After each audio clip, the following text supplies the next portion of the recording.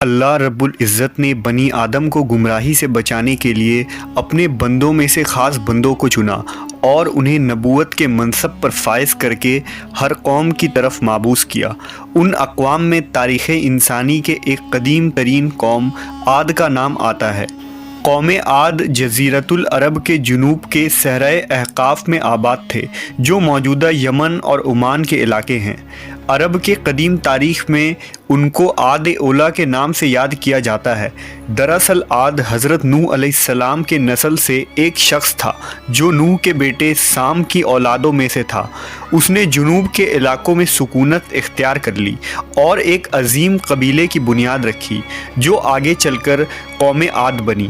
تاریخ انسانی میں قوم عاد عظیم و طاقتور لوگوں میں سے سر فہرست ہیں۔ یہ لوگ نہایت ہی لمبے، زور آور اور مضبوط ہوتے تھے۔ ان کی جسمانی مضبوطی اور قد و قامت بے مثال تھی۔ وہ لمبے لمبے درختوں کو ایک ہاتھ سے پکڑ کر اکھاڑ پھینکتے تھے۔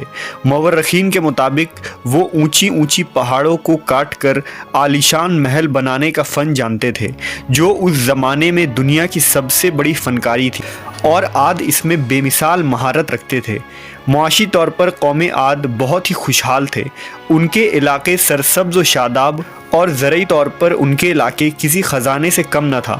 اس قوم کے لوگ چونکہ قوی ہیکل اور طاقتور تھے، لہٰذا باہری دشمنوں سے بھی انہیں کوئی خطرہ نہ تھا، اور اطراف کے علاقوں میں رہنے والے اقوام بھی ان کے زیر دست تھے۔ قوم عاد کے آثار 2000 سال قبل مسیح سے 1 صدی عیسوی تک ملتے ہیں۔ اللہ نے قوم عاد کو بے شمار نعمتوں اور رحمتوں سے نوازا تھا، مگر طاقت و حاکمیت کے نشے میں چور یہ قوم غرور و غفلت میں مست ہو گئے اور زمین میں فساد مچانے لگے۔ متکبر اور جابر لوگوں کو انہوں نے اپنے قوم کے سردار چن لیے، بت پرستی سمیت بڑی بڑی گناہوں میں پڑ گئے اور اپنے آباء و اجداد کے تعلیمات کو درکنار کر کے اللہ کے ذات کے انکاری ہو گئے۔ لہٰذا الہی قانون کے مطابق اس سرکس اور نافرمان قوم کو ایک موقع دیا گیا، اور ان میں سے ہی ایک شریف النفس اور اللہ کے بندے حضرت ہود علیہ السلام کو نبی چنا گیا تاکہ وہ اپنی قوم کو راہ حق کی دعوت دیں اور انہیں خدا کے عذاب سے ڈرائیں۔ اللہ نے قرآن مجید میں قوم عاد کا ذکر کرتے ہوئے فرمایا، اور ہود علیہ السلام نے کہا، میں تمہارے لیے ایک امانت دار پیغمبر بنا کر بھیجا گیا ہوں، اور فرمایا، اے میری قوم، تم سب اللہ کی عبادت کرو، کیونکہ تمہارے لیے اس کے سوا کوئی اور معبود نہیں، اور تم لوگ یہ جو بت پرستی کر رہے ہو، یہ نہ کوئی خدائی قانون ہے اور نہ ہی کوئی عقل مندی کی بات ہے، یہ تو صرف تم نے اپنی طرف سے گڑھ لیا ہے۔ قوم عاد نے کہا کہ کیا تم ہمارے پاس اس لیے آئے ہو کہ ہم ایک ہی خدا کی عبادت کریں اور ان سب معبودوں کی عبادت کو چھوڑ دیں جن کی ہمارے آباء و اجداد عبادت کیا کرتے تھے؟